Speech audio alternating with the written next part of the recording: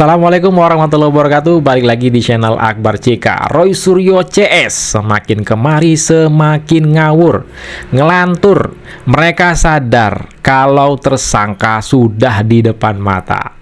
Gerombolan Roy Suryo CS lagi-lagi bikin heboh. Demi menyelamatkan diri agar tidak jadi tersangka, mereka cari-cari cara. Gerombolan Roy Suryo CS mengaku ditawari uang 300 juta agar tidak menyerang Pak Joko Widodo. Wah, ngawur dan ngelantur, ngibul aja gerombolan Roy Suryo CS ini. Tanpa berlama-lama, langsung aja kita saksikan videonya berikut ini. Saya mau kasih tahu ke Bapak, ketika kita mau berangkat, Pak, di situ ada tawaran uang, Pak, dari Partai Coklat.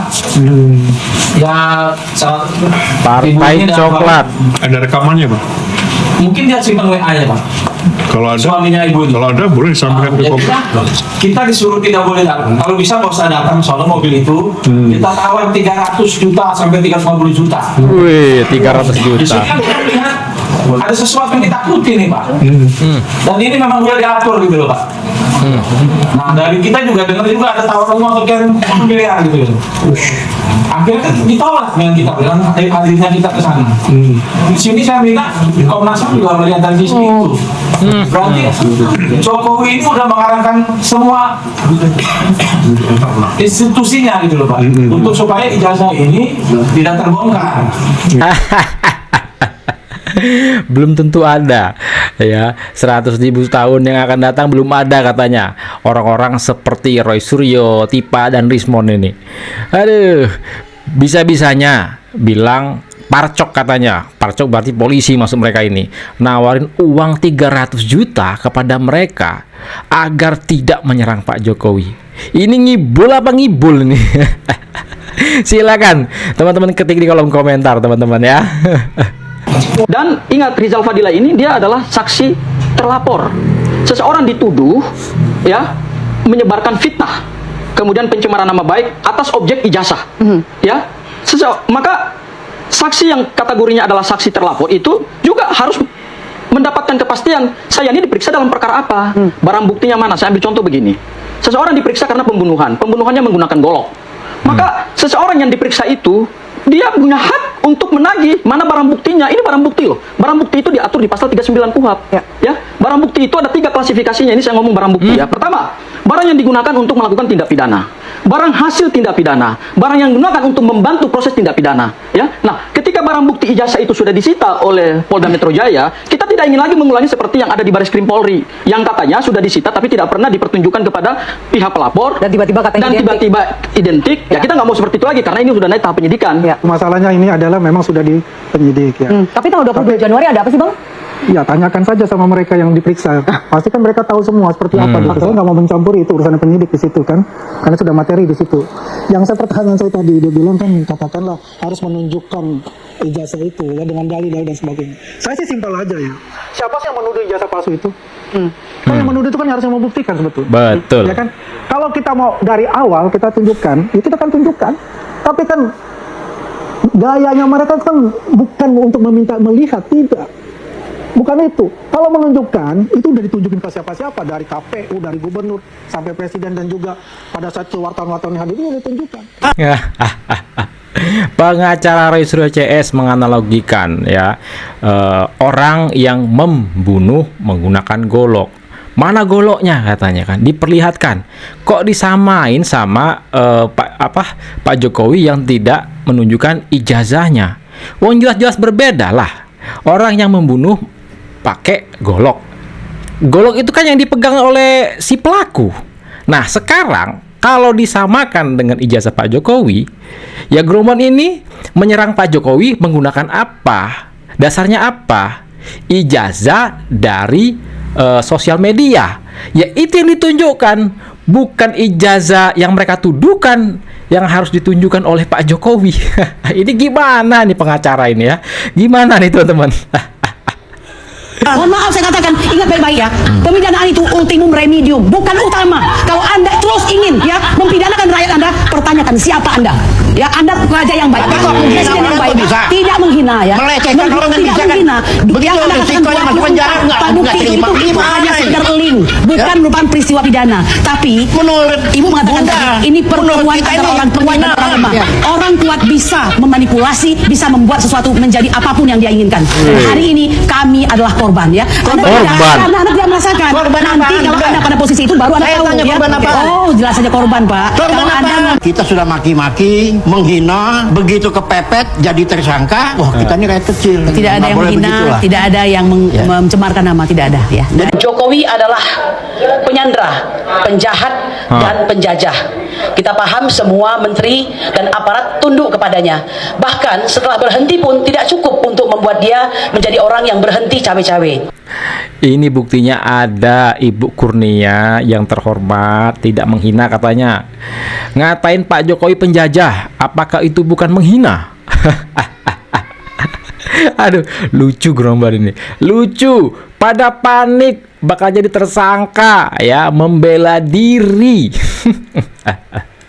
Untuk bisa melebur sebagai bangsa, bagi kami siapapun musuh Mulyono itu, siapapun juga yang memusuhi Mulyono adalah kawan kami. Ya. Kami sudah melaksanakan bagian dari sebagai warga negara yang baik ya. Ketika kami dimintakan untuk bersaksi, kami datang dan memenuhi panggilan tersebut. Mendadak kalem. Tadi ada sekitar 65 pertanyaan yang harus dijawab, sekitar 26 lembar ya. Nah, jadi semua pertanyaan tentu saja sudah diberikan oleh pihak penyidik dan kami jawab sesuai dengan yang harus kami jawab. Tentu saja juga ada semacam kebijakan dari kami sendiri untuk menjawab hal tersebut begitu. Untuk ke depan kan kami kan dipanggil sebagai saksi ya. Dan tentu kita berharap masalah ini cepat selesai ya kan, karena kami sudah melaksanakan tugas kami dan kami yakin dan percaya bahwa kami adalah warga negara yang baik yang ikut serta dalam pembelaan kepada penegakan kebenaran dan keadilan di Indonesia ya, khususnya dalam ijazah palsu ini begitu. Tentu kita berharap ada penyelesaian yang berujung kepada penegakan kebenaran dan keadilan gitu. Kurnia mendadak kalem setelah diperiksa penyidik di Polda Metro Jaya. Katanya warga negara yang baik.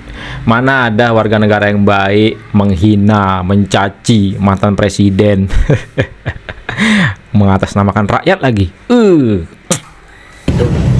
Masalahnya kalau saya diangkat jadi menteri ini repot ini. Oh iya. Apa dikira Dia saya bisa jadi menteri? diangkat menteri si Tipa. Ngimpi. Ya, masa orang-orang ini tuh nggak tahu gitu. Tapi siapa berhadapan dengan siapa? Iya. Seperti apa ini? Udah nggak ada lagi urat malunya si Tipa ini ya. Security UGM pada bingung. Yang diyakini bahwa ini lagi nih. ijazah Joko Widodo itu palsu. Dulu awalnya keyakinannya jangan-jangan asli, gitu kan? Nanti dimunculkan yang asli. Sekarang nonsen, nggak ada itu yang asli. Yang disebut dengan kemungkinan berbeda dengan apa yang sudah ada sebagai konsumsi publik. Nggak ada itu.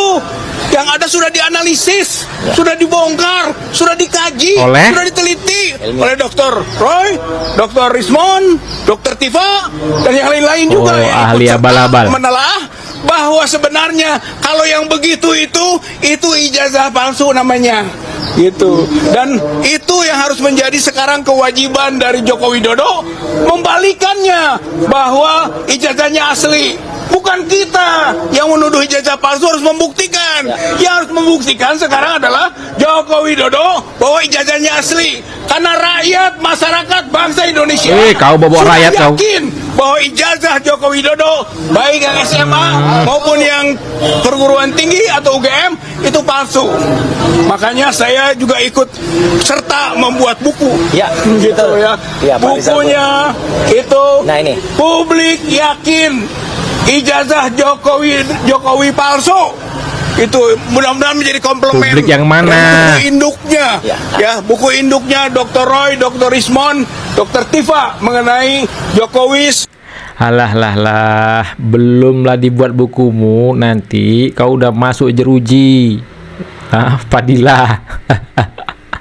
Megang ijazah Pak Jokowi yang asli aja belum. Jangankan megang, ngelihat aja belum gerombol ini. Ya, asik nuduh palsu. Otak kalian yang palsu ya. Otak kalian ini palsu.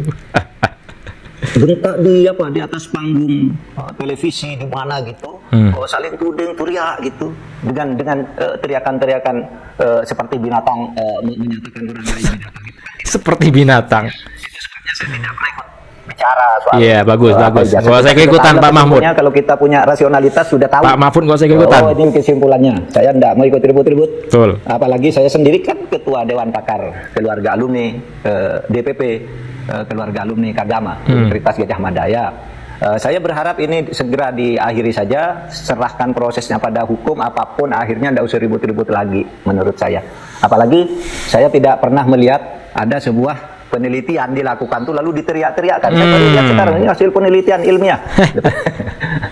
Saya baru dengar sekarang nggak ada penelitian tuh lalu dikampanyekan tiap hari dan kita nggak tahu metodologinya kecuali teknologinya yang kita tahu. Misalnya, kenapa kalau ini penelitian kenapa hanya ijazah? Pak Jokowi kok tidak lebih umum bahwa fenomena pemalsuan ijazah di Indonesia itu malah bagus penelitian seperti itu. Profesor Mahfud ya angkat bicara penelitian keluar setiap hari di televisi. Oke teman-teman, inilah video kita kali ini. Silakan ketik komentar kalian di kolom komentar. Sebelum saya undur diri, silakan teman-teman like dan share video ini ke grup-grup yang teman-teman miliki agar bisa bermanfaat untuk masyarakat tentunya. Saya Percika, assalamualaikum warahmatullahi wabarakatuh. Salam sehat selalu. Bye.